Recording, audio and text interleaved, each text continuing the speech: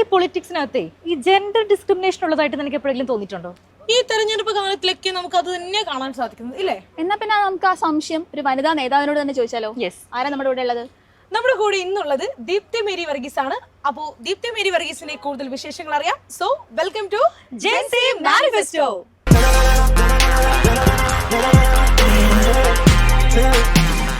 മാം നമസ്കാരം. നമസ്കാരം. തിരഞ്ഞെടുപ്പ് കാലമാണ്, ഒപ്പം വിവാദങ്ങളുടെയും ആരോപണ പ്രത്യാരോപണങ്ങളുടെയും ഒക്കെ കാലമാണ്. അതിലോട്ടൊക്കെ നമുക്ക് വരാം. ആദ്യം തന്നെ കൊച്ചിയിലെ UDF ഒരു പ്രതീക്ഷ എന്താണ്? കൊച്ചി യഥാർത്ഥത്തിൽ ബേസിക്കലി ഒരു കോൺഗ്രസ് UDF ഒരു ജില്ലയാണ്. 14 ജില്ലകളും കോൺഗ്രസിന് കയ്യിൽ അല്ലെങ്കിൽ UDF പിടിക്കാൻ പറ്റുന്ന ഒരു സ്ഥലമാണ്. കഴിഞ്ഞ 10 വർഷക്കാലത്തെ ഇടതുപക്ഷ ഭരണം അത് ജനങ്ങളിലുണ്ടാക്കിയ വലിയ പ്രശ്നങ്ങൾ, പ്രയാസങ്ങൾ ഇതെല്ലാം നമ്മൾ ഹൈലൈറ്റ് ചെയ്യുന്നുണ്ട്. അതുകൊണ്ട് തന്നെ ഇപ്രാവശ്യം 14 കിട്ടും എന്നുള്ളതാണ് ഞങ്ങൾ വിചാരിക്കുന്നത്. സ്ഥാനാർത്ഥി പട്ടിക പ്രഖ്യാപിക്കുന്നതിന് മുൻപ് വരെ നമ്മളെല്ലാവരും ഒരുപോലെ പ്രതീക്ഷിച്ച ഒരു കാര്യമാണ് സർവ്വം ദീപ്തം, അല്ലെ ദീപ്തി മേരി വർഗീസിനെ നയിക്കും കൊച്ചിയെ. അങ്ങനെ പല രീതിയിലുള്ള കാര്യങ്ങളൊക്കെ നമ്മൾ കേട്ടതാണ്, പോസ്റ്റർ ഉൾപ്പെടെ കണ്ടതാണ്. എവിടെയാണ് ഒരു മാറ്റം? എവിടെയാണ് അവിടെ തഴയപ്പെട്ടത്? അങ്ങനെയുണ്ടോ? തഴയപ്പെട്ടു എന്നുള്ള വാക്ക് ഞാൻ ഉപയോഗിക്കാനേ തയ്യാറല്ല. കാരണം എല്ലാ കാലത്തും ഒരു പാർട്ടിയിൽ സ്ഥാനാർത്ഥി പട്ടിക വരുന്നതിന് മുൻപ് ഉണ്ടാകുന്ന സ്വാഭാവികമായ ചർച്ചകളാണ് നടന്നിട്ടുള്ളത്. അതിൽ ഇപ്രാവശ്യം എനിക്ക് ഞാനൊരു സ്ഥാനാർത്ഥിയാകുമെന്നുള്ള കാര്യത്തിൽ ഒരു ഉറപ്പുണ്ടായിരുന്നു എന്നുള്ളത് സത്യമാണ്. പക്ഷേ അങ്ങനെ നമുക്ക് 100% ഉറപ്പിച്ച് കോൺഗ്രസ്സിൽ ഒരു വ്യക്തിക്കും അല്ലെങ്കിൽ എത്ര വലിയ നേതാവാണെങ്കിലും അങ്ങനെ ഇരിക്കാൻ കഴിയില്ല. കോൺഗ്രസ് കുറേയും കൂടി ഇൻറ്റേർണൽ ഡെമോക്രസി ഉള്ള ഒരു പാർട്ടിയാണ്, കുറേയും കൂടി സ്വാതന്ത്ര്യമുള്ള ഒരു പാർട്ടിയാണ്. ഇപ്പോൾ സിറ്റിംഗ് MLA-മാരെല്ലാവരും മത്സരിക്കുന്നു എന്ന് തീരുമാനിക്കുമ്പോൾ ചില MLA-മാർക്ക് മാറ്റണം എന്നുണ്ടെങ്കിൽ പോലും അവരുടെ ഒരു അഭിപ്രായം ആരായും, അവരുടെ ഒരു കാര്യം ചോദിക്കും എന്താണ് എന്നൊക്കെ ഉള്ളത്. അപ്പോൾ അത് കുറച്ചുകൂടി എന്താ പറയുക, ഫ്രീഡം കൂടുതലുള്ള ഒരു സമീപനമാണ് കോൺഗ്രസ്സിനുള്ളത്. മറ്റു പാർട്ടികളെ പോലെയല്ല കോൺഗ്രസ്സിലുള്ളവർക്ക് കുറച്ച് സ്വാതന്ത്ര്യം, ശരിയാണ്. അപ്പോൾ അങ്ങനെ ഒരു സ്വാതന്ത്ര്യം ലഭിക്കുമ്പോഴല്ലേ അത് വലിയ രീതിയിലുള്ള പരസ്യ പ്രതികരണങ്ങൾക്കും വിവാദങ്ങൾക്കും ഒക്കെ ചർച്ചയിൽ വഴിതിരിക്കേണ്ടി വരുന്നത്? സ്വാതന്ത്ര്യം ഉള്ളതല്ലേ നല്ലത്. അപ്പോൾ സ്വാതന്ത്ര്യമില്ലാത്ത രാഷ്ട്രീയ പാർട്ടികളോട് നിങ്ങൾ ചോദിക്കണം, അപ്പം അവർക്ക് പറയാൻ പറ്റും എന്താണ് അവർ അനുഭവിക്കുന്ന സ്വാതന്ത്ര്യമല്ലേ എല്ലാവർക്കും വേണ്ടത്. നമ്മൾ ഒരു സ്ഥലത്ത് പ്രവർത്തിക്കുമ്പോൾ നമുക്ക് സ്വതന്ത്രമായി പ്രവർത്തിക്കാൻ പറ്റുന്നതും ആരെങ്കിലും ഡിക്റ്റേറ്റ് ചെയ്ത് അനുസരിച്ച് മാത്രം പേടിച്ച് പ്രവർത്തിക്കുന്നതും തമ്മിൽ വ്യത്യാസമുണ്ട്. ഞാൻ ഈ കോൺഗ്രസ്സിൽ കാണുന്ന ഏറ്റവും വലിയ പ്രത്യേകത എന്ന് പറയുന്നത് ആ സ്വാതന്ത്ര്യമാണ്. പക്ഷെ മാം അങ്ങനെ പറയുമ്പോൾ പോലും എല്ലാവിധ തയ്യാറെടുപ്പുകളും പൂർത്തിയാക്കിയിട്ടുണ്ടായിരുന്നു. അപ്പം സ്വാഭാവികമായിട്ടും ഒരു മാനുഷികമായ ഒരു വിഷമം നമുക്ക് സ്വാഭാവികമായിട്ടും ഉണ്ടാവുമല്ലോ. എനിക്ക് തോന്നുന്നു ചെറിയ തലത്തിലെങ്കിലും മാം തന്നെ അത് തുറന്ന് പറഞ്ഞിട്ടുണ്ട്. ഇതിപ്പം ആദ്യമായിട്ടല്ല, മേയർ സ്ഥാനത്തും ഇതേപോലെ തന്നെയാണ് സംഭവിച്ചത്. അപ്പം സ്വാഭാവികമായിട്ടും ആ ഒരു വിഷമം എങ്ങനെയാണ് ഓവർകം ചെയ്തത്? ഏതെങ്കിലും നേതാക്കൾ ആരെങ്കിലും സംസാരിച്ചിരുന്നോ? എങ്ങനെയായിരുന്നു? ഞാൻ KPCCയുടെ ജനറൽ സെക്രട്ടറി ആയിട്ടിരിക്കുന്ന ഒരാളെന്നുള്ള ചിന്ത എപ്പോഴും എനിക്കുണ്ട്. ഞാനും നേതൃത്വത്തിൽ ഇരിക്കുന്ന ഒരാളാണ്. ഞാൻ പറയുന്നതും ഞാൻ ചെയ്യുന്നതും എനിക്ക് താഴെ ഉള്ളവർക്കോ അല്ലെങ്കിൽ പുതിയതായിട്ട് വരുന്ന തലമുറയ്ക്കോ ഇപ്പോൾ നിങ്ങൾ ഒരു ജെൻസി ചർച്ചയാണല്ലോ ഇവിടെ നടത്തുന്നത്. അപ്പം എൻ്റെ പാർട്ടിയിലും ഉണ്ട് ജെൻസികൾ. ആ ജെൻസികൾക്ക് ഞാനെപ്പോഴും ഒരു മാതൃകയാണ് ആവേണ്ടത്. ഞാൻ പാർട്ടിയെ കുറ്റപ്പെടുത്തുന്ന, എനിക്കെന്തെങ്കിലും ലഭിച്ചില്ലെങ്കിൽ അതുകൊണ്ട് പാർട്ടിയെ ഒന്നടങ്കം കുറ്റപ്പെടുത്തുന്ന ഒരു വ്യക്തിയായി മാറാൻ ഞാൻ ആഗ്രഹിക്കുന്നില്ല. പാർട്ടിയാണ് പ്രധാനം, ഒരു വ്യക്തിയും പ്രധാനമല്ല. ഇത്രയും കാലഘട്ടങ്ങളിൽ രാഷ്ട്രീയ പ്രവർത്തനം നടത്തിയ ദീപ്തി മേരി വർഗീസ് ഇപ്പോഴും ഒരു കൗൺസിലറായി മാത്രം ഒതുങ്ങേണ്ട ഒരാളാണ് എന്നാണോ പറയുന്നത്? കൗൺസിലർ ആയത് തന്നെ എൻ്റെ ഒരു ലേറ്റർ സ്റ്റേജിലാണ്. എനിക്ക് തോന്നുന്നു ഞാൻ എൻ്റെ ഒരു 45 ഇയേഴ്സിലാണ് ഞാൻ കൗൺസിലറായിട്ട് മത്സരിച്ച് ജയിക്കുന്നത്. അതുവരെ ഞാൻ സംഘടനാ പ്രവർത്തനം മാത്രമാണ് ചെയ്തത്. അന്ന് എനിക്ക് വിഷമം തോന്നിയില്ലെങ്കിൽ പിന്നെ ഇപ്പോൾ എനിക്ക് വിഷമം. കൗൺസിലർ എന്നുള്ളത് ഒരു എക്സ്പീരിയൻസ് ആണ്. അത് ഒരു തവണയൊന്ന് മത്സരിച്ച് ഏറ്റവും താഴെത്തട്ടിലുള്ള ജനങ്ങളുമായി കഴിയുന്ന ഒരവസരമാണ്. അതൊന്ന് മത്സരിക്കണം, അതൊന്ന് എക്സ്പീരിയൻസ് ചെയ്യണം എന്നൊരാഗ്രഹം വന്നു. ഞാൻ മത്സരിച്ചു, എനിക്ക് സീറ്റ് കിട്ടി, പാർട്ടി തന്നു, മത്സരിച്ചു. അതിനപ്പുറം എനിക്ക് സത്യത്തിൽ ഇപ്രാവശ്യം കൗൺസിലറായിട്ട് മത്സരിക്കാൻ വലിയ ഒരു താല്പര്യം, അത് അങ്ങനെ വലിയൊരു താല്പര്യത്തിലൊന്നും ഇരുന്നതല്ല. പക്ഷേ സാഹചര്യവശാൽ ലീഡർഷിപ്പിൻ്റെ ഭാഗത്തു നിന്ന് മത്സരിക്കണമെന്നുള്ള ഒരു നിർദ്ദേശം വന്നു. ഏറ്റവും പ്രധാനപ്പെട്ട ചാർജുള്ള പ്രതിപക്ഷ നേതാവായിരുന്നു എറണാകുളം കോർപ്പറേഷൻ്റെ ചാർജ്. അദ്ദേഹത്തോടൊപ്പം നിന്ന് ഒരുമിച്ച് പ്രവർത്തിക്കുന്ന ഒരു സാഹചര്യമുണ്ടായി. കോർപ്പറേഷനിൽ അത് വലിയ വിജയത്തിന് ഞാൻ മാത്രമല്ല കേട്ടോ, നിരവധി നേതാക്കന്മാരുണ്ട്, എല്ലാവരും വളരെ ശക്തമായി ഒരുമിച്ച് നിന്ന് പ്രവർത്തിക്കുന്ന സാഹചര്യമുണ്ടായി. അപ്പോൾ അങ്ങനെ ഞാനത് ലീഡ് ചെയ്യും എന്നുള്ള ഒരു പ്രതീക്ഷ അന്നുണ്ടായിരുന്നു. കാരണം ഞാൻ സംഘടനയിൽ ഇരിക്കുന്ന ഒരു പോസ്റ്റിൻ്റെ ഒരു തലം വെച്ചിട്ട്. പക്ഷെ അത് മറ്റൊരു ഡിസിഷനിലേക്ക് വന്നു. മറ്റൊരു ഡിസിഷനിൽ വരാൻ എടുത്തവർക്ക് എന്തെങ്കിലും കാരണങ്ങളുണ്ടാവാം, എനിക്ക് പറയാൻ എൻ്റെ കാരണങ്ങളും ഉണ്ടാകാം. പക്ഷെ അതൊരു പൊതുമണ്ഡലത്തിൽ ചർച്ച ചെയ്യേണ്ട വിഷയമല്ല, അതൊരു പാർട്ടിയുടെ ഒരു ഇന്റേണൽ കാര്യമാണ് എന്നാണ് ഞാൻ കരുതുന്നത്. പരിഗണിക്കപ്പെടാതെ പോയതിന് അയോഗ്യതയായിട്ട് കാണുന്നത് ചിലരെങ്കിലും പറയുന്നുണ്ട് പാർട്ടിക്കുള്ളിലെ ഗ്രൂപ്പ് സമവാക്യങ്ങളാണ്, അല്ലെങ്കിൽ ഒരു സ്ത്രീ ആയതുകൊണ്ടാണ്. അങ്ങനെ ഒരു അഭിപ്രായം സ്ത്രീ ആയതുകൊണ്ടല്ല, കാരണം സ്ത്രീ സംവരണമായിരുന്നു. സ്ത്രീ സംവരണമല്ലാത്ത ഒരു മേയർ ആയിരുന്നെങ്കിൽ, ഒരു സമയമായിരുന്നെങ്കിൽ സ്ത്രീകളെ സ്ഥാനാർത്ഥി പ്രഖ്യാപന കാര്യത്തിൽ മറ്റു ചില വാദങ്ങളുണ്ട്. ഷിയാസിന് വേണ്ടിയിട്ടുള്ള ചില ചരടുവലികളൊക്കെ ചില നേതാക്കളുടെ ഭാഗത്ത്. അതെന്താണെന്നറിയാമോ, ഒരു മണ്ഡലത്തിൽ പേര് വരുമ്പോൾ ചരടുവലി ഉണ്ടാകും. ഒരാൾക്ക് വേണ്ടി ഞാൻ ആഗ്രഹിക്കുന്നത് ഞാനാകാനാണ് എന്നുണ്ടെങ്കിൽ മറ്റേ ആൾ ആഗ്രഹിക്കുന്നത് അയാളാകാനാണ്. അയാളെ സപ്പോർട്ട് ചെയ്യുന്ന ലീഡർഷിപ്പ് ഉണ്ടാവും, അദ്ദേഹത്തിന് വേണ്ടി കൂടുതൽ ശ്രമിച്ചിട്ടുണ്ടാവും. അതൊക്കെ അതിൻ്റെ അകത്ത് നടക്കുന്ന ഒരു കാര്യമാണ്. അത് എനിക്ക് വേണ്ടി നടന്നിട്ടുണ്ട് അത്. അപ്പോൾ പക്ഷെ അത് അനൗൺസ് ചെയ്ത് കഴിഞ്ഞാൽ പിന്നെ അതുമായി മുമ്പോട്ട് പോകേണ്ട കാര്യമില്ല. അപ്പോൾ കെ സുധാകരന് സീറ്റില്ല എന്നറിയുമ്പോൾ അദ്ദേഹം വലിയൊരു പരസ്യ പ്രതികരണം നടത്തുകയാണ്. ഞാൻ ഇനി തെരഞ്ഞെടുപ്പ് പ്രചാരണത്തിന് വരില്ല, അങ്ങനെയൊക്കെ നടത്തുന്നു. പിന്നീട് ഇന്നലെ സുധാകരനും സണ്ണി ജോസഫും ഒരുമിച്ച് ചേരുന്നു, കെട്ടിപ്പിടിക്കുന്നു. ഞങ്ങൾ തമ്മിൽ അത്തരത്തിലൊരു പ്രശ്നവും ഇല്ല എന്ന് പറയുമ്പോൾ ഈ ഒരു തെരഞ്ഞെടുപ്പ് കാലഘട്ടത്തിൽ സമൂഹത്തിന് മുന്നിൽ ഒരല്പമെങ്കിലും പരിഹാസ്യരാകുന്നുണ്ടോ നേതാക്കൾ? അങ്ങനെ ഒരു തോന്നലുണ്ടോ? അത് ഞാൻ ആദ്യം പറഞ്ഞ മറുപടിയാണ് അതിനുള്ളത്. ഇതിൻ്റെ അകത്ത് കോൺഗ്രസിനെ സംബന്ധിച്ച് കുറച്ചുകൂടെ സ്വാതന്ത്ര്യമായിട്ടൊക്കെ സംസാരിക്കാൻ പുറത്തു പറഞ്ഞു. കോൺഗ്രസിന് മാത്രമൊന്നും അല്ല കേട്ടോ, ഈ പറയുന്ന CPM-ലും BJP-യിലും പുറത്തു പറയുന്നില്ലേ? ശോഭാ സുരേന്ദ്രൻ പുറത്തു പറഞ്ഞിട്ടില്ലേ? എത്ര വലിയ ആരോപണമാണ് പറഞ്ഞത്. അതുപോലെ CPM-ന്റെ ഇപ്പോൾ G സുധാകരൻ പുറത്തു വന്നില്ലേ? ആയിഷ പൂറ്റി പുറത്തു വന്നില്ലേ? PV അൻവർ പുറത്തു വന്നില്ലേ? PK ശശി പുറത്തു വന്നില്ലേ? അങ്ങനെ എത്രയോ പേര് പുറത്തു വരുന്നു. അവിടുത്തെ പ്രശ്നങ്ങൾ കാരണം പുറത്തു വരുന്നു. അതിനകത്ത് അതിനപ്പുറമായിട്ട് പക്ഷേ ഇവിടെ ഒന്നും സംഭവിച്ചില്ല.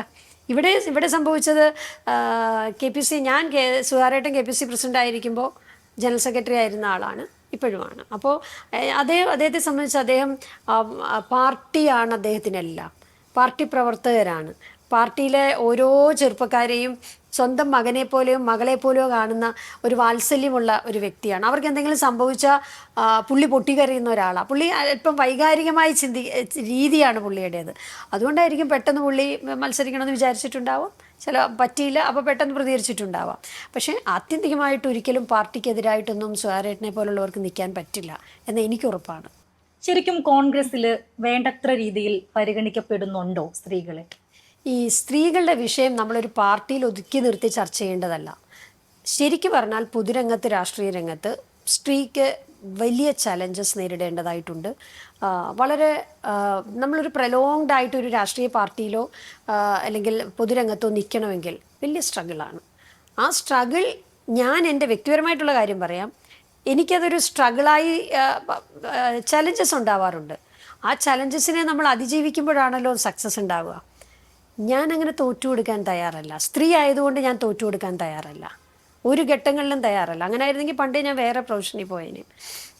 താൽക്കാലിക ലാഭം വിചാരിച്ച ഒരു രാഷ്ട്രീയ പ്രസ്ഥാനത്തിൽ പ്രവർത്തിച്ചാൽ ചിലപ്പോൾ പാർട്ടിയിൽ നിന്ന് വിട്ടുപോകേണ്ടി വരും. വിട്ടുപോയവർക്ക് പറയാൻ പല റീസൺസും ഉണ്ടാകും. പക്ഷേ ആ റീസൺസ് ഒന്നും എനിക്കതൊരു ന്യായീകരണമായി എനിക്ക് തോന്നിയിട്ടില്ല. അത് അവരുടെ ന്യായീകരണം, അവരുടെ ഇഷ്ടമാണ്, അവർക്ക് സ്വാതന്ത്ര്യമുണ്ട്. അതൊന്നും എനിക്ക് പക്ഷേ സ്വീകരിക്കാൻ തോന്നിയിട്ടില്ല. യഥാർത്ഥത്തിൽ സ്ത്രീ പ്രാതിനിധ്യം പൊതുരംഗത്ത്, രാഷ്ട്രീയ രംഗത്ത് നന്നേ കുറവാണ്. അത് ഒരു പാർട്ടി മാത്രമല്ല, എല്ലാ പാർട്ടിയിലും ഒരുപോലെയാണ് എന്നാണ് ഞാൻ വിശ്വസിക്കുന്നത്. ഇപ്പോൾ ഇടതുപക്ഷത്തിൽ നമ്മൾ പേരിനെങ്കിലും പറയാറുണ്ട് KK ശൈലജ ടീച്ചറുടെ കാര്യം. അപ്പോൾ നേരെ മറിച്ച് നോക്കുമ്പോൾ UDF-ലേക്ക് വരുമ്പോൾ, കോൺഗ്രസിലേക്ക് വരുമ്പോൾ പേരിനെങ്കിലും പറയാൻ ഒരു മുഖ്യമന്ത്രി, വനിതാ നേതാവിനെ നമുക്ക് കാണാൻ സാധിക്കും. പേരിന് പറഞ്ഞിട്ട് എന്താ കാര്യം? KR ഗൗരിയമ്മ മുഖ്യമന്ത്രിയാകുമെന്ന് പ്രതീക്ഷിച്ചു കേരളം ഒരു കാലത്ത്. അവരുടെ പേര് പറഞ്ഞ് പ്രചരണം നടത്തി, മുഖ്യമന്ത്രി ആയില്ല. KK ശൈലജ മുഖ്യമന്ത്രി ആവുമെന്ന് പ്രതീക്ഷിച്ചില്ലേ? KK ശൈലജ മുഖ്യമന്ത്രി സ്ഥാനാർത്ഥിയാണോ എന്ന് പറഞ്ഞ് സോഷ്യൽ മീഡിയയിലൊക്കെ എത്ര ഇത് നടന്നു, നമ്മുടെ അഭിപ്രായ വോട്ടെടുപ്പും അതൊക്കെ നടന്നില്ലേ? പക്ഷെ ആയതാരാണ്? പിണറായി വിജയനാണ് 2ാം ടേമിലും ആയത്. അങ്ങനെ ആയിരുന്നെങ്കിൽ KK ശൈലജ 2ാം ടേമിൽ വേണമെങ്കിൽ ആക്കാമായിരുന്നല്ലോ. അപ്പോൾ പേര് പറഞ്ഞിട്ട് കാര്യമില്ല. സ്ത്രീ ശാക്തീകരണം എന്ന് പറഞ്ഞാൽ ഇത് പ്രസംഗിക്കാനും എഴുതി വെക്കാനും വേണ്ടിയുള്ള ഒരു കാര്യമല്ല, മറിച്ച് അത് പ്രയോഗത്തിൽ വരുത്തേണ്ട ഒരു കാര്യമാണ്. അങ്ങനെ പ്രയോഗത്തിൽ വരുത്താൻ കഴിയാത്തിടത്തോളം കാലം സ്ത്രീ ശാക്തീകരണം ഒരു വോട്ട് ബാങ്കിൻ്റെ ആയുധമായി മാത്രം കാണുന്ന ഒരു രാഷ്ട്രീയ നേതാവിനെയും നമുക്ക് അംഗീകരിക്കാൻ കഴിയില്ല. പെൺകുട്ടികളെ രാഷ്ട്രീയത്തിൽ പൊതുവെ കുറവായിരുന്ന സമയത്ത് KCU നേതാവായിട്ട് മഹാരാജാസ് കോളേജിൽ പ്രവർത്തിച്ചിരുന്നതാണ് മാം. അപ്പോൾ അന്ന് തൊട്ടേ ഇന്ന് വരെ സജീവ പ്രവർത്തനത്തിലുണ്ടായിട്ടും അർഹിക്കുന്ന ഒരു സ്ഥാനം പാർട്ടിയിൽ കിട്ടാതെ പോയി എന്നൊരു നിരാശയുണ്ടോ, അല്ലെങ്കിൽ അത് തോന്നിയിട്ടുണ്ടോ? തലതൊട്ടപ്പന്മാരും ഒന്നും ഇല്ലാത്തത് കൊണ്ടാണ് ഇപ്പോഴും അല്ല, പാർട്ടിയിൽ അങ്ങനെ സ്ഥാനങ്ങളൊന്നും കിട്ടിയില്ല എന്ന് എനിക്ക് പറയാൻ പറ്റില്ല. ഞാൻ വളരെ സ്ലോ പാസിൽ ഒരു ഗ്രാസ് റൂട്ട് ലെവലിൽ നിന്ന് സ്റ്റെപ്പ് ബൈ സ്റ്റെപ്പായിട്ട് വന്ന ഒരാളാണ്. ഞാൻ യൂണിറ്റ് കമ്മിറ്റിയിൽ ഇരുന്നിട്ടുണ്ട് ക്യാമ്പസിൽ. അതിനുശേഷം താഴെത്തട്ടിലുള്ള പ്രവർത്തനങ്ങളിൽ നിന്നിട്ടുണ്ട്. KSUവിൻ്റെയും യൂത്ത് കോൺഗ്രസിൻ്റെയും ജില്ലാ കമ്മിറ്റിയിൽ ഇരുന്നിട്ടുണ്ട്. മഹിളാ കോൺഗ്രസിൻ്റെ സംസ്ഥാന കമ്മിറ്റി, യൂത്ത് കോൺഗ്രസിൻ്റെ നാഷണൽ കമ്മിറ്റി, പിന്നീട് AICC അംഗമായിട്ടുണ്ട്, KPC ജനറൽ സെക്രട്ടറി ആയിട്ടുണ്ട്, DCC ജനറൽ സെക്രട്ടറി ആയിട്ടുണ്ട്. അപ്പം ഞാൻ എല്ലാ തലങ്ങളിലും പ്രവർത്തിച്ച് വന്ന ഒരു എക്സ്പീരിയൻസ് എനിക്ക് ലഭിച്ചിട്ടുണ്ട്. ഞാൻ വരുമ്പോൾ തന്നെ, ഞാൻ ക്യാമ്പസിൽ നിന്ന് ഇറങ്ങുമ്പോൾ തന്നെ ഇപ്പോൾ കുറേ ആളുകൾക്ക് അത്തരത്തിലുള്ള ഒരു സാഹചര്യം കിട്ടിയിട്ടുണ്ട്. അവർ KSUവിലോ യൂത്ത് കോൺഗ്രസ്സിലോ വരുമ്പോൾ തന്നെ അവർക്ക് മത്സരിക്കാൻ പറ്റിയിട്ടുണ്ട്. അല്ലെങ്കിൽ മറ്റു ചില സാഹചര്യങ്ങൾ കൊണ്ട് നേരെ പ്രസിഡൻ്റ് എന്ന് പറഞ്ഞാൽ കോൺഗ്രസിനെ സംബന്ധിച്ച് ഏറ്റവും പ്രധാനപ്പെട്ട പോസ്റ്റാണ്. ആ പോസ്റ്റിലേക്ക് നേരെ വന്നുടനെ തന്നെ പ്രസിഡൻ്റ് ആകുന്ന സാഹചര്യം ഉണ്ടായിട്ടുണ്ട്. അതൊക്കെ സാഹചര്യവശാൽ കുറേ ആളുകൾക്കൊക്കെ അങ്ങനത്തെ കാര്യങ്ങളൊക്കെ കിട്ടിയിട്ടുണ്ട്. ഞാൻ അങ്ങനെ വന്ന ഒരാളല്ല. അത് മോശമാണെന്നൊന്നും ഞാൻ പറയുന്നില്ല. പക്ഷെ ഞാൻ വളരെ സ്റ്റെപ്പ് ബൈ സ്റ്റെപ്പായിട്ട് വന്ന ഒരാളാണ്. കാലതാമസം ഉണ്ടായിട്ടുണ്ട്. പക്ഷേ അതിൻ്റെ ഒരു ഗുണം എനിക്കുണ്ട് എന്നാണ് ഞാൻ കരുതുന്നത്. ഉമ്മൻചാണ്ടിക്ക് ശേഷം ചാണ്ടി ഉമ്മൻ വരുന്നു, അല്ലെങ്കിൽ PT തോമസിന് ശേഷം ഉമാ തോമസ് വരുന്നു, K കരുണാകരന് ശേഷം മക്കൾ രംഗത്തേക്ക് വരുന്നു, പിന്നീട് മക്കൾ പാർട്ടി മാറിയതൊക്കെ മറ്റൊരു വിഷയം. അപ്പോഴും ഇത്തരത്തിലൊരു ഗോഡ് ഫാദർ ഇല്ലാത്തത് കൊണ്ട് ദീപ്തി മേരി വർഗീസിന് മുന്നോട്ട് പോകാൻ ഒരു ബുദ്ധിമുട്ടുള്ളതുപോലെ അങ്ങനെ തോന്നലുണ്ടോ? എൻ്റെ കുടുംബത്തിൽ ഒരാൾ പോലും രാഷ്ട്രീയത്തിൽ ഇല്ലാതിരുന്നിട്ടും നിങ്ങളിപ്പോൾ എന്നെ ഇന്റർവ്യൂ ചെയ്യാൻ വരുന്നില്ലേ? അപ്പോൾ അതിന്റെ കാരണം എന്താണ്? അപ്പൊ ഇങ്ങനെയുള്ളവർക്കും അത് ഞാൻ സെൽഫ് മെയ്ഡാണ്. കാരണം എനിക്ക് ഒരു തരത്തിലുള്ള പ്രോത്സാഹനങ്ങളും എൻ്റെ വീട്ടിൽ നിന്ന്, എൻ്റെ നിങ്ങളുടെയൊക്കെ പ്രായത്തിൽ എനിക്ക് കിട്ടിയിട്ടില്ല. ഞാൻ വളരെ അവരോട് ഫൈറ്റ് ചെയ്താണ് ഞാനിപ്പോൾ ഒരു വിദ്യാർത്ഥി രാഷ്ട്രീയത്തിലും യുവജന രാഷ്ട്രീയത്തിലും നിന്നിട്ടുള്ളത്. അപ്പോൾ ചാണ്ടി ഉമ്മൻ വളരെ ഹാർഡ് വർക്കറായിട്ടുള്ള ഒരു ചെറുപ്പക്കാരനാണ്. അവർ ഉമ്മൻചാണ്ടിയുടെ മകനായതുകൊണ്ട് ചാണ്ടി ഉമ്മൻ ഇതിൻ്റെ അകത്ത് വർക്ക് ചെയ്തുകൂടാ എന്നില്ല. പക്ഷെ ചിലപ്പോൾ അതുകൊണ്ട് ചിലപ്പോൾ കുറച്ച് കൂടുതൽ പ്രിവിലേജസ് ഒക്കെ കിട്ടുന്നുണ്ടാവാം. ശരിയാണ്, അത് കിട്ടുമല്ലോ. അതിപ്പോൾ പക്ഷെ അപ്പോഴും ഈ സ്ഥാനാർത്ഥി പട്ടികയ്ക്ക് വരുമ്പോൾ ചെറുതായിട്ടെങ്കിലും ഇപ്പോൾ മറിയാവുമ്മൻ്റെ പേരോ അല്ല അച്ചൂമ്മൻ്റെ പേരോ വരുന്നത് അത് അത്തരത്തിലൊരു പ്രിവിലേജിൻ്റെ ഭാഗമായിട്ടല്ലേ? തീർച്ചയായും ആയിരിക്കാം. അതിപ്പോൾ ഞാൻ പറയാം, അതിനൊരു മറ്റൊരു കാരണം കൂടിയുണ്ട്. ഒരു സ്ത്രീ ആണെങ്കിലും പുരുഷനാണെങ്കിലും രാഷ്ട്രീയ പ്രവർത്തനത്തിൽ ഇറങ്ങുമ്പോൾ നമുക്ക് കുടുംബത്തിന് സംഭവിക്കുന്ന കുറേ ഡ്രോബാക്സ് ഉണ്ട്. ഡ്രോബാക്സ് എന്ന് വെച്ചാൽ നമുക്ക് സമയം അവർക്ക് സ്പെൻഡ് ചെയ്യാൻ പറ്റുന്നില്ല എന്നുള്ളത് കൊണ്ട് എന്താ പറയുക, അവർക്കൊരു സാക്രിഫൈസ് ഉണ്ട്, ആ മക്കൾക്കൊരു സാക്രിഫൈസ് ഉണ്ട്. ഇപ്പോൾ എൻ്റെ മക്കളാരും രാഷ്ട്രീയത്തിലൊന്നും വരാൻ ആഗ്രഹിക്കുന്നവരാണെന്ന് എനിക്ക് തോന്നിയിട്ടില്ല. പക്ഷേ എന്നെ പലപ്പോഴും അവർക്ക് മിസ്സായിട്ടുണ്ടാവാം. അതിൻ്റെ കാരണം എന്താണ്? ഈ പൊതുപ്രവർത്തനമാണ്. അപ്പോൾ അങ്ങനെ മിസ്സായവർക്ക് ഒരു അഡ്വാൻറ്റേജ് ഇച്ചിരി കിട്ടിക്കോട്ടെ എന്നും ഞാൻ ചിലപ്പോൾ ചിന്തിക്കാറുണ്ട്. പക്ഷേ ഇറ്റ് ഡസൻറ്റ് മീൻ ദാറ്റ് അവരൊന്നും വർക്ക് ചെയ്യാതെ എന്തെങ്കിലും ഒരു കെയർ ഓഫ് ഉള്ളതുകൊണ്ട് മാത്രം MLA ആകുക, MP ആകുക, അവർ ദീർഘകാലം അങ്ങനെ ഇരിക്കുക, പിന്നെ അവരുടെ മക്കൾക്ക് കൊടുക്കുക, പിന്നെയും ദീർഘകാലം ഇരിക്കുക, അതൊരു ശരിയായ കീഴ്വഴക്കമല്ല. അതിലൊരു ചെറിയ തിരുത്തൽ ഉണ്ടാവണം. കഴിഞ്ഞ ദിവസം നമ്മൾ കണ്ടു പ്രതിഭയ്ക്കെതിരായിട്ടുള്ള ഒരു സ്ത്രീ വിരുദ്ധ പരാമർശവും കാര്യങ്ങളൊക്കെ. അപ്പം ഏത് മുന്നണി ആയിക്കോട്ടെ, രാഷ്ട്രീയത്തിൽ ഇറങ്ങുന്ന സ്ത്രീകളെ ആ മട്ടിൽ അങ്ങോട്ട് അടിച്ചമർത്താൻ പറ്റും എന്നുള്ള രീതിക്കുള്ള ഒരു ആറ്റിറ്റ്യൂഡ് പൊതുവേ സൊസൈറ്റി ഓൾറെഡി പാട്രിയാർക്കലാണ്, പൊളിറ്റിക്സിലും അതില്ലേ മാം? തീർച്ചയായിട്ടും ഞാൻ പ്രതിഭയ്ക്കെതിരെ അത്തരത്തിലൊരു പരാമർശം നടത്തിയതിനെ ഒരിക്കലും അതിനോട് യോജിക്കുന്നില്ല. പക്ഷേ അതിനേക്കാൾ മാതൃകാപരമായി എനിക്ക് തോന്നിയ ഒരു കാര്യം, അങ്ങനെ ഒരു പ്രശ്നം ഉണ്ടായപ്പോൾ തന്നെ മുസ്ലിം ലീഗിൻ്റെ നേതൃത്വം എടുത്ത തീരുമാനമാണ്, നടപടി. അതിനെ ലീഗിനെ പ്രത്യേകം അപ്രിഷ്യേറ്റ് ചെയ്തേ മതിയാവൂ. നിമിഷ നേരങ്ങൾക്കുള്ളിൽ അതിൻ്റെ അകത്തൊരു നടപടി എടുക്കാൻ മുസ്ലിം ലീഗിൻ്റെ നേതൃത്വം തയ്യാറായി. അവരെ ഞാൻ തീർച്ചയായിട്ടും അഭിനന്ദിക്കുക. അങ്ങനെ ഒരു കാര്യം പൊതുവെ കാണുന്നില്ലല്ലോ. ഇപ്പോൾ CPM-ൻ്റെ കാര്യത്തിൽ എത്രയോ പ്രശ്നങ്ങളുണ്ടായി, എത്രയോ പേര്. ഇപ്പോൾ അരിത ബാബു അവിടെ മത്സരിച്ച കായംകുളത്തെ അരിത ബാബുവിനെതിരെ പറഞ്ഞപ്പോൾ ഈ പറയുന്ന ഒരു സ്ത്രീകളെയും കണ്ടില്ല, ഈ പറയുന്ന പുരുഷ കേസരിമാരെയും കണ്ടില്ല, ഈ പറഞ്ഞ പുരുഷ നേതാക്കന്മാരെ ഒരാളെയും കണ്ടില്ല. അപ്പോൾ മറ്റൊരു പാർട്ടിയിലെ സ്ത്രീയെ അവഹേളിക്കാം, എൻ്റെ പാർട്ടിയിലെ സ്ത്രീയെ അവഹേളിച്ചാൽ ഓടി വരും. ഇപ്പോൾ ശ്രീമതി വീണ ജോർജ് ഓടിച്ചെന്ന് അവരെ ആശ്വസിപ്പിക്കുന്നത് കണ്ടു. അതേപോലെ ആശ്വസിപ്പിക്കണം. മറു പാർട്ടിയിൽപ്പെട്ട ആരെയെങ്കിലും സ്ത്രീകളെ ആക്ഷേപിച്ചാൽ അങ്ങനെ ചെയ്യാൻ തയ്യാറാകണം. സ്ത്രീ രാഷ്ട്രീയക്കാർ അങ്ങനെ പാർട്ടി നോക്കിയല്ല ഒരു സ്ത്രീ പ്രശ്നത്തിൽ ഇടപെടേണ്ടത്. PK ശശിക്ക് UDF പിന്തുണ കൊടുത്തു എന്നുള്ളത് ഇതിനോടൊപ്പം കൂട്ടി. അതായത് ഇപ്പൊ നമ്മളിപ്പോ രാഹുൽ മാങ്കൂട്ടത്തിലിന്റെ കാര്യം വന്നപ്പോഴത്തേനും വിവാദമായപ്പോഴത്തേനും കോൺഗ്രസിൽ നിന്ന് പുറത്താക്കി. അതേസമയം എൽദോസ് കുന്നപ്പിള്ളിക്ക് സീറ്റ് കൊടുക്കാത്തതും ഇതേ കാര്യങ്ങൾ കൊണ്ട് തന്നെയാണ്. അതേ കാരണം കൊണ്ടാണെന്ന് ആരും പറഞ്ഞിട്ടില്ല. അതേ കാരണം കൊണ്ടാണെന്ന് പറഞ്ഞിട്ടില്ല. എന്താണ് കാരണം എന്നുള്ളത് അവിടെ അവർ അനാലിസ് ചെയ്ത് എന്താണെന്നുള്ളത് എനിക്കറിയില്ല.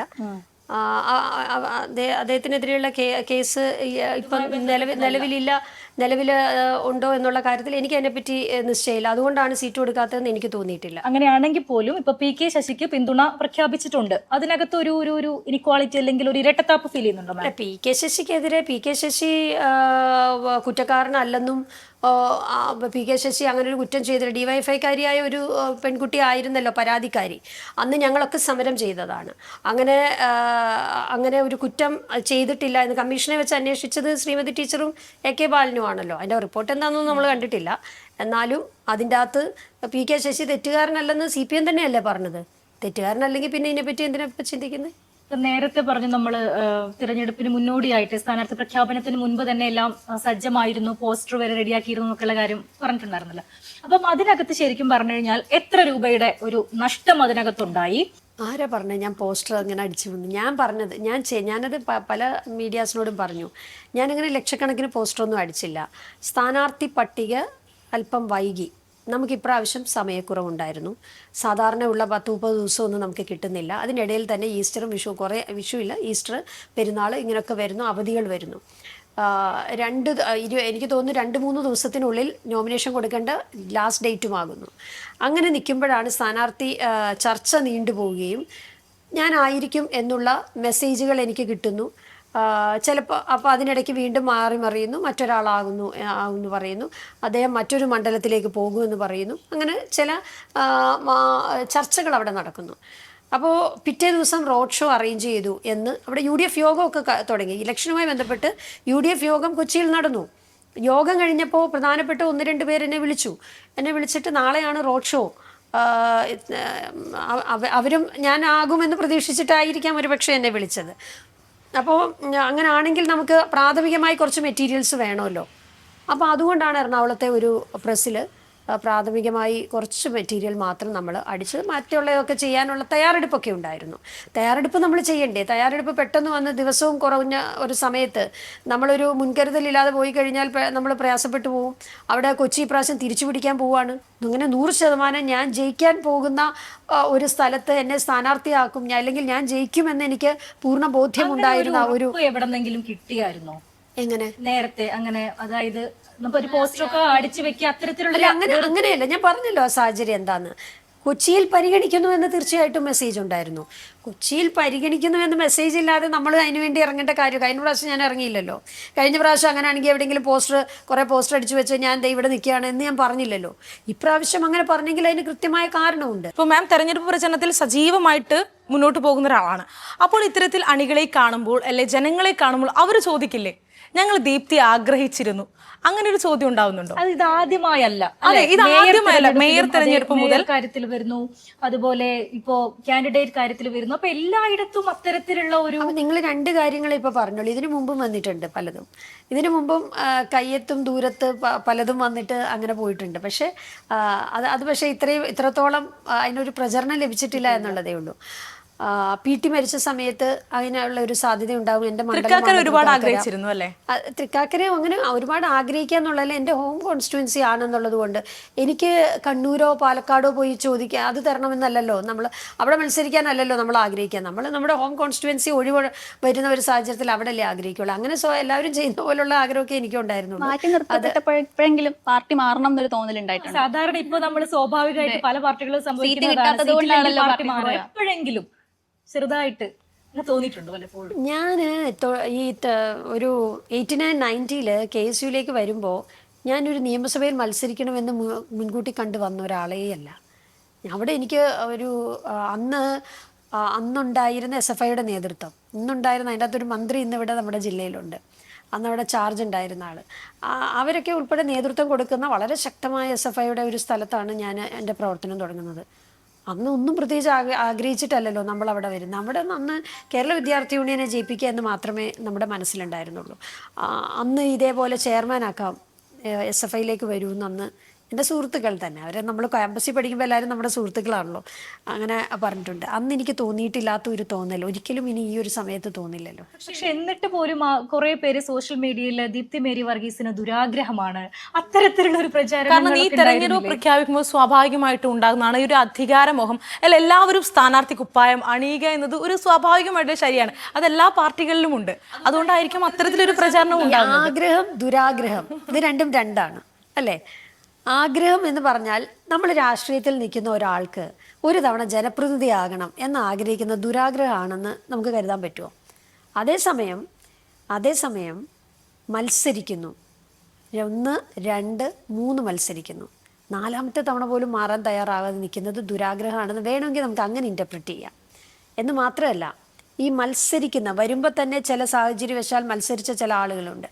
ഇതിൻ്റെ അകത്ത് വരുമ്പോൾ തന്നെ ചെറിയ പ്രായത്തിൽ തന്നെ അവർക്ക് കിട്ടുന്നു, പ്രത്യേക ഒരു സാഹചര്യങ്ങൾ കൊണ്ട് കിട്ടുന്നു.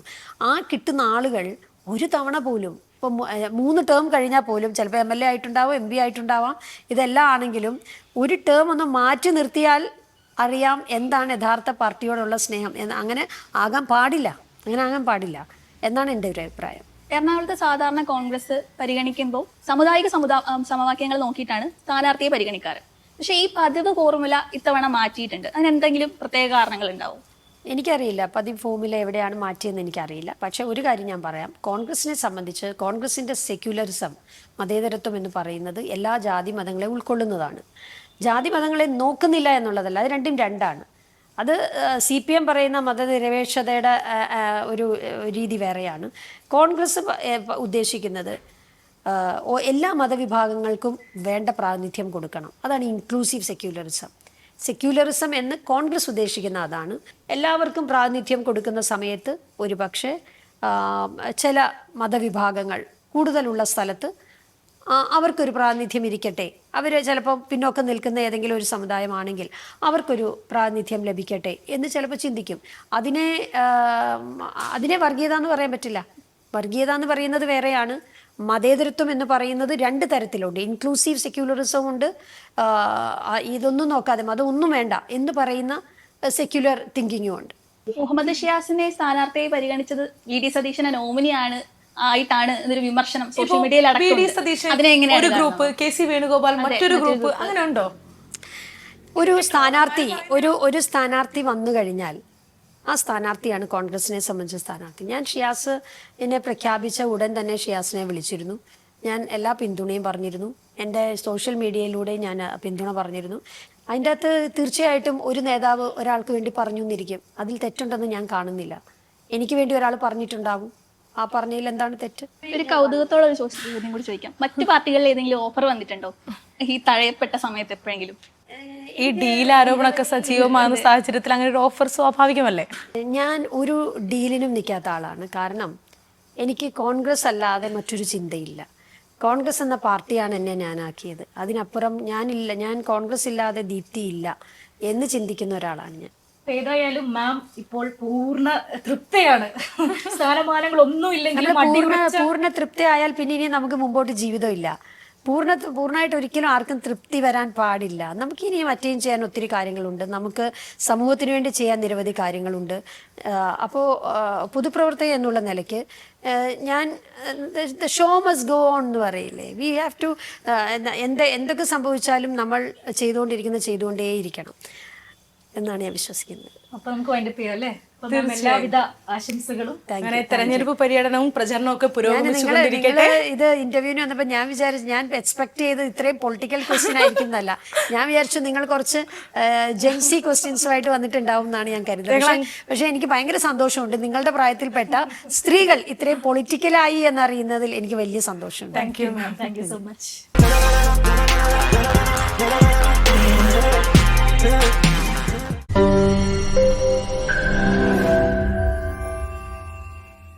ലോകത്തെവിടെയായാലും ഏത് സമയത്തും 24 വാർത്തകളും ഓഗ്മെന്റഡ് റിയാലിറ്റി പാക്കേജുകളും എക്സ്പ്ലെയിനറുകളും വിശദമായി കാണാൻ ഞങ്ങളുടെ യൂട്യൂബ് ചാനൽ നിങ്ങൾക്ക് സബ്സ്ക്രൈബ് ചെയ്യാം.